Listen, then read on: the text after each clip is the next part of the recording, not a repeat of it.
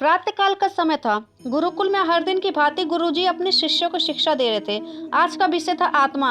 आत्मा के बारे में बताते हुए गुरुजी ने गीता के श्लोक के बारे में बताया कि अर्थात आत्मा को न शस्त्र छेद सकते हैं, न अग्नि जला सकती है, न जल उसे गला सकता है और न हवा उसे सुखा सकती है। इस आत्मा का कभी भी विनाश नहीं हो सकता, यह अविनाशी है। यह सुनकर एक शिष्य को जिज्ञासा हुई। वह बोला, किंतु गुरुवर यह कैसे संभव है? यदि आत्मा का अस्तित्व है तो अविनाशी है, तो भला वो इस नाशवान शरीर में कैसे वास करती है और वे हमें दिखाई क्यों नहीं देती? क्या सचमुच आत्मा होती है? गुरुजी मुस्कुराए और बोले, पुत्र, आज तुम रसोई घर से एक कटोरा दूध ले लेना और उसे सुरक्षित अपने कमरे में रख देना और कल इसी समय वह कटोरा लेकर यहाँ उपस्थित हो जाना। अगले दिन शिष्य कटोरा लेकर उपस्थित हो गया। गुरुजी ने पूछा, क्या दूध आज भी पीने योग्य है? शिष्य बोला, नहीं गुरुजी, यह तो कल रात को ही फट गया था, लेकिन इसका मेरे प्रश्न से क्या लेना देना? गुरुजी की बात काटते हुए बोले, आज भी तुम रसोई में जाना और एक कटोरा दही ले लेना और कल इसी समय कटोरा लेकर यहाँ उपस्थित हो जाना।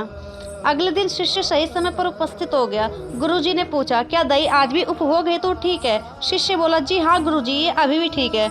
अच्छा ठीक है, कल तुम फिर से लेकर यहाँ आना, गुरुजी ने आदेश दिया। अगले दिन जब गुरुजी ने शिष्य से दही के बारे में पूछा तो उसने बताया कि दही में खटास आ चुकी थी और वह कुछ खराब सी लग रही थी। इस पर गुरुजी ने कटोरा एक तरफ रखते हुए कहा, कोई बात नहीं, आज तुम रसोई से एक कटोरा घी लेकर जाना और उसे तब तक लेकर आना जब वो खराब ना हो जाए।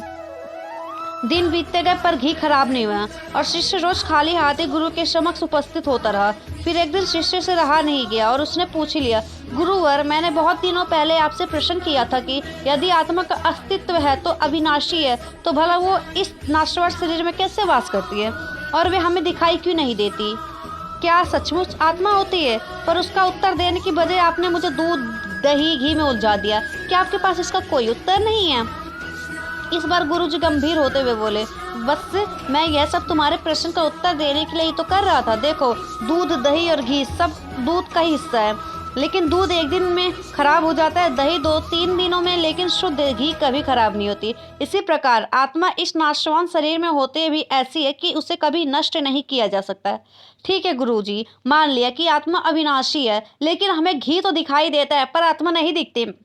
शिष्य वो, गुरुजी, घी अपने आप में ही तो नहीं दिखता ना, पहले दूध में जामन डालकर दही में बदलना पड़ता है, फिर दही को मथकर उसे मक्खन में बदल जाता है, फिर कहीं जाकर जब मक्खन को सही तापमान पर घंटों पिघलाया जाता है तब जाकर घी बनता है। हर इंसान का आत्मा का दर्शन यानी आत्मदर्शन कर सकता है, लेकिन उसके लिए पहले दूध रूपी शरीर को भजन रूपी जामन से पवित्र बनाना पड़ेगा।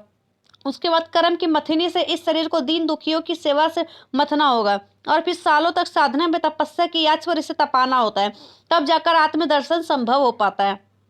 शिष्य गुरुजी की बात अच्छी तरह से समझ चुका था। आज उसकी जिज्ञासा शांत हो गई थी। उसने गुरु के चरण स्पर्श किए और आत्मदर्शन के मार्ग पर आगे बढ़ गया।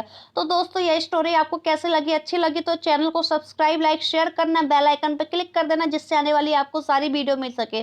तो मिलते हैं अगली वीडियो में। Bye bye friends.